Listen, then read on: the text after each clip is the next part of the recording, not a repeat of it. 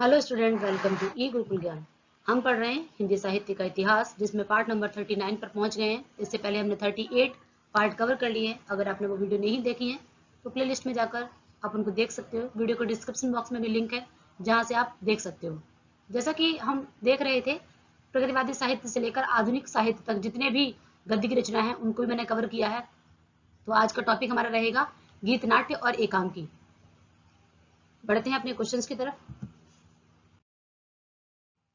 आज जो टॉपिक लिया हमने गीत नाट्य, यहाँ पर कुछ गीत नाट्य दिए गए हैं जिनमें आपको रचनाकार आपको बताना है। और जैसे हर बार बताती हूँ कि आपको कॉपी पेन लेकर बैठना है। जो भी इंपॉर्टेंट फैक्ट हैं उनको आपको लिखना भी है साथ साथ, और अपने नंबर भी आपको बताने हैं कि आपको इतने अपने 20 क्वेश्चन 30 क्वेश्चन जो करें उसमें से आपके कितने नंबर आ रहे हैं। तो बढ़ते हैं पहले क्वेश्चन की तरफ। पहला क्वेश्चन है हमारा अंधा युग।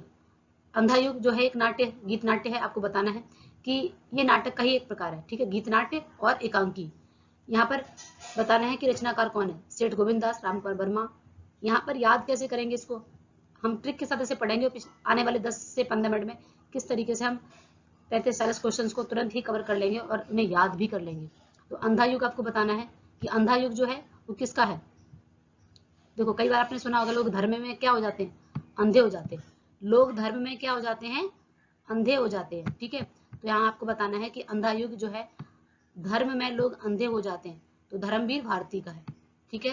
उम्मीद है मैं हर बार बताती हूँ कि हमें कुछ इस तरीके से ट्रिक बनानी है कि हमारा क्वेश्चन में ही आंसर, जब भी आपके सामने क्वेश्चन तुरंत आंसर आ जाए, ठीक है। अलग से कोई ट्रिक कहानी बनाएंगे तो फिर वो मुश्किल हो जाएगा, क्योंकि वो कहानी याद रखेंगे, आंसर याद रखेंगे। तो धर्म में लोग अंधे, धर्म में लोग अंधे हो जाते, ठीक है। अब सौवर्ण, सौवर्ण आपको बताना है किसका है। तो सौवर्ण जो है सुमित्रानंदन पंत जी का है, ठीक है। सुमित्रानंदन पंत का। नेक्स्ट है कल्पांतर। कल्पांतर आपको बताना है कि कल्पांतर कौन किसका है, ठीक है। कल्पांतर जो है, देखो कल्पांतर, ठीक है, ये है गिरजा कुमार माथुर जी का। नेक्स्ट है सृष्टि की सांझ। सृष्टि की सांझ जो है आपको बताना है कि ये किसका है। सृष्टि की सांझ, सृष्टि कहते ना, आप जैसी सृष्टि बनाना चाहते हो वो सिद्ध हो जाएगा। आप जैसे कर्म कर रहे हैं, जैसा आप बोल रहे हैं, संकल्प जैसा आप ले रहे हो, जैसा आपके जो वाणी है, जो वचन है, उनसे सृष्टि जो है सिद्ध हो जाती है। संकल्प से सृष्टि सिद्ध हो जाती है, संकल्प से सृष्टि सिद्ध हो जाती है। हम हमेशा हम सफल हो रहे हैं, हमारी तैयारी अच्छी चल रही है, हम हमेशा पॉजिटिव शब्दों को जब अपने मुख से बोलते रहेंगे, कि हमारी तैयारी बहुत अच्छी चल रही है, हम कर रहे हैं, आई एम स्ट्रॉन्ग, है ना, हमें सब याद हो रहा है। निगेटिव फीडबैक अपने माइंड को नहीं देना कि हमें तो याद ही नहीं हो रहा, हम कुछ याद नहीं, हमें तैयारी नहीं हो रही, इस तरीके से नहीं बोलना है, ठीक है। तो सृष्टि जो है, संकल्प से सृष्टि सिद्ध होती है। तो इस तरीके से आपका आंसर भी याद हो जाएगा। और ये रियल भी है कि जैसा जैसा अफर्मेशन अपने माइंड को हम देते जाते हैं, हमारा माइंड वैसे ही काम करता है। अपने आप को बोलो कि मैं बहुत स्ट्रांग हूँ, मुझे सब याद हो रहा है, मैं 10 घंटे पढ़ सकता हूँ, है ना। इस तरीके से आप बोलते रहोगे तो हमारी बॉडी वैसे ही रिएक्ट करती है। नेक्स्ट क्वेश्चन है स्नेह और स्वर्ग। स्नेह और स्वर्ग, देखिए यहाँ पर स्नेह मतलब स्नेह, ठीक है, लव। और यहाँ पर क्या, स्वर्ग। अगर हम गोविंद के दास बन जाएंगे, गोविंद किसको बोलते हैं, कृष्ण भगवान को।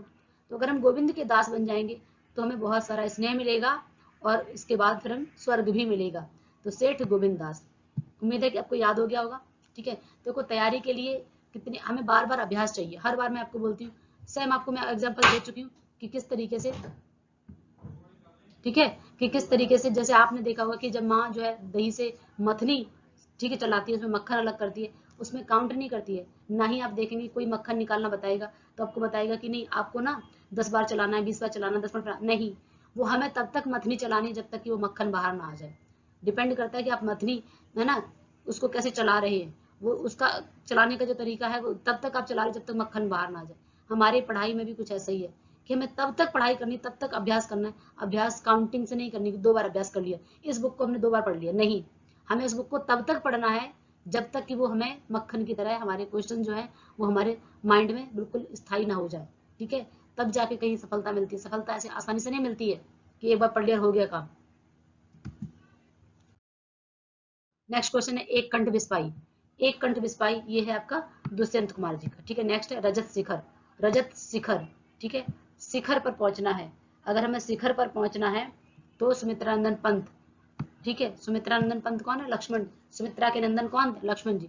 सुमित्रानंदन पंत, इस तरीके से नहीं तो सिंपल याद रखो, सुमित्रानंदन पंत रजत शिखर, ठीक है।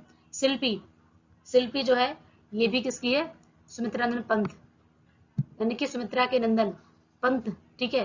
तो इनके पास शिल्पी, शिल्प मतलब स्किल एक तरीके से कह सकते हैं ना, और रजत शिखर। अगर हमारे पास किसी चीज का स्किल है, शिल्प, शिल्प कारीगर आप देखते सुनते ना, शिल्पी कारीगर, जिनके पास स्किल होता है वो शिखर पर पहुंच जाते हैं। तो हमें अपनी पढ़ाई में अगर हमें टीचर बनना है तो हमें वो स्किल लेकर आना पड़ेगा, तब हम जाके शिखर पर पहुंच सकते हैं। ठीक है।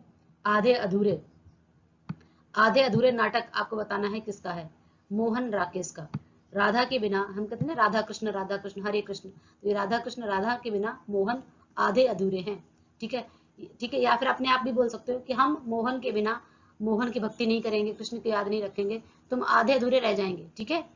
नेक्स्ट, मोहन राकेश के किस नाटक में कालिदास की प्रणय कथा कही गई है, आपको बताना है कि ऐसा कौन सा नाटक है जिसमें कालिदास की, तो ये है आषाढ़ का एक दिन, आषाढ़ का एक दिन। नेक्स्ट है कारवां। ठीक है। अब आपको बताना है कि कारवां जो है वो नाट्य संकलन के रचयिता कौन है। कारवां जा रहा है, कारवां मतलब लोगों का एक झुंड होता है, जो किसी, पहले आपने देखा होगा कि राजा महाराजाओं के कारवां आ रहे होते हैं, तो कारवां मतलब क्या होता है, बहुत सारे लोगों का एक एक पूरी ट्रिप, जो टुकड़ी बोलते हैं जैसे, ठीक है, वो जा रही होती है। तो वही है कि कारवां कहाँ जा रहा है, भुवनेश्वर। भुवनेश्वर कहाँ पर, उड़ीसा में। ठीक है। तो भुवनेश्वर जा रहा है एक कारवां, कारवां कहाँ जा रहा है, भुवनेश्वर। ठीक है। अंधा युग किस वर्ष प्रकाशित हुआ था, बहुत इंपॉर्टेंट है, अंधा युग की समरी हमें पता होनी चाहिए, कौन पात्र है, किस वर्ष, कौन राइटर है। ठीक है।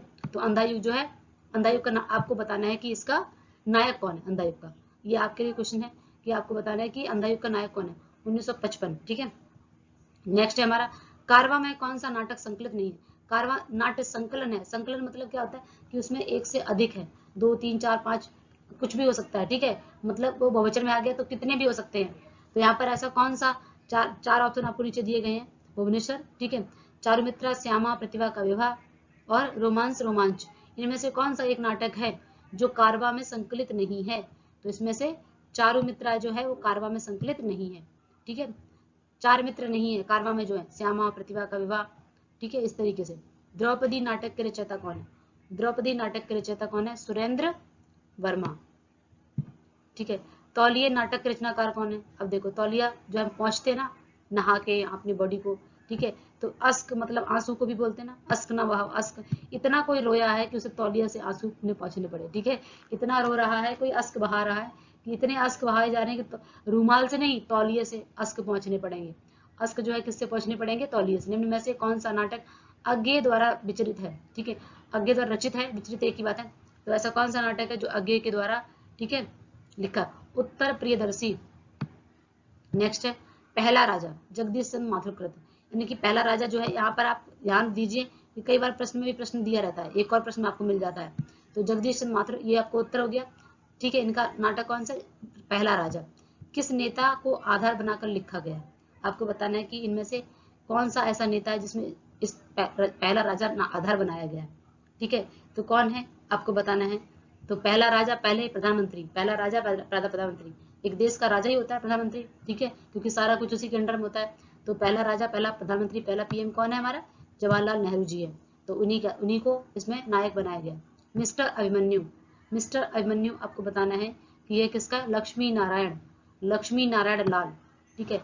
मिस्टर अभिमन्यु लक्ष्मी नारायण का लाल नहीं है, किसके, अर्जुन के। मिस्टर अभिमन्यु जो है वो लक्ष्मी नारायण के लाल नहीं है। ठीक है। ऐसे रखो, मिस्टर अभिमन्यु लक्ष्मी नारायण के लाल नहीं है, किसके लाल हैं, अभिमन्यु जो है अर्जुन के हैं। ठीक है। चलो नेक्स्ट।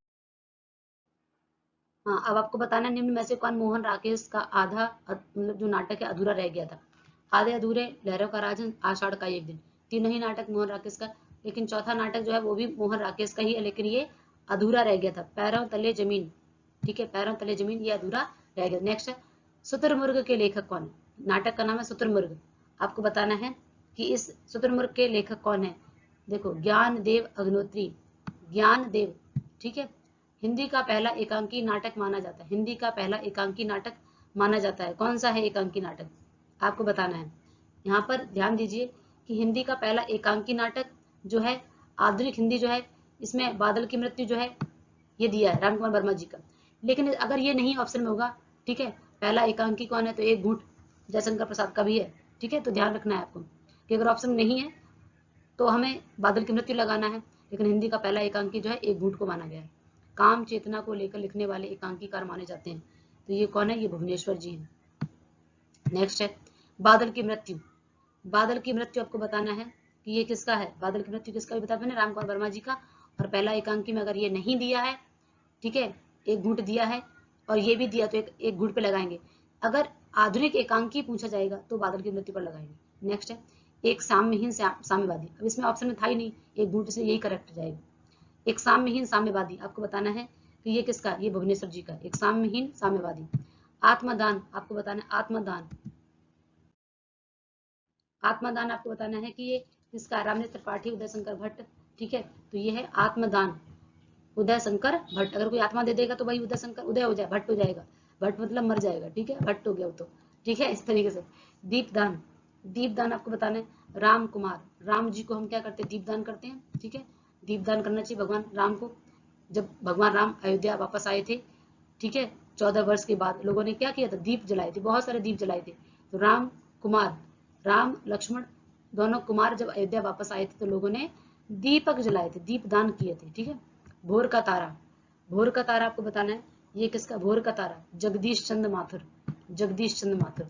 औरंगजेब की आखिरी रात, औरंगजेब की आखिरी रात, ठीक है, औरंगजेब, ठीक है, तो ये राम कुमार वर्मा। नेक्स्ट है स्ट्राइक, स्ट्राइक हंगर, ठीक है, ये आपको बताना है कि स्ट्राइक हंगर ये किसके हैं, स्ट्राइक हंगर, तो ये विनोद रस्तोगी, विनोद रस्तोगी ने क्या किया, कंपनी में स्ट्राइक कर दी। अंडे के छिलके, अंडे के छिलके बहुत ही प्रसिद्ध है और 11th क्लास में दिया हुआ है, अगर आप पढ़ना चाहें तो इसे, ठीक है, तो आपको ये अंडे के छिलके आपको बताना है कि किसका, मोहन राकेश जी का। लक्ष्मी का स्वागत, लक्ष्मी का स्वागत, भाई जो लक्ष्मी का स्वागत करेगा वो अश्क नहीं बहाएगा, ठीक है, वो अश्क नहीं बहाएगा, भाई लक्ष्मी जिसको मिल जाएगी, जिसके पास पैसा आ जाएगा, लक्ष्मी आ जाएगी, वो अश्क क्यों बहाएगा, ठीक है। जोंक आपको बताना है, जोंक जो है किसका है, जोंक भी किसका है, अश्क का, उपेंद्रनाथ अश्क। नेक्स्ट है आवाज की नीलाभ, नीलाभ, आवाज की नीलाभ आपको बताना है कि ये किसका है, आवाज की नीलाभ, ठीक है। अपना आंसर आपको बताना है कि कौन सा इसमें आंसर, धर्मवीर भारती। सिपाही की माँ, सिपाही की माँ जो है मोहन राकेश, मोहन राकेश। नेक्स्ट है राजपूत की हार, राजपूत की हार क्यों हो गई, क्योंकि आपको बताना राजपूत की हार क्यों हो गई, क्योंकि सामने वाले के पास क्या था, सुदर्शन था, जिसके पास सुदर्शन होगा तो वही राजपूत हो चाहे कोई भी हो, उसकी हार हो ही जाएगी, ठीक है। तो राजपूत की हार क्यों हुई, क्योंकि वही सुदर्शन था उसके पास, सामने वाले के पास।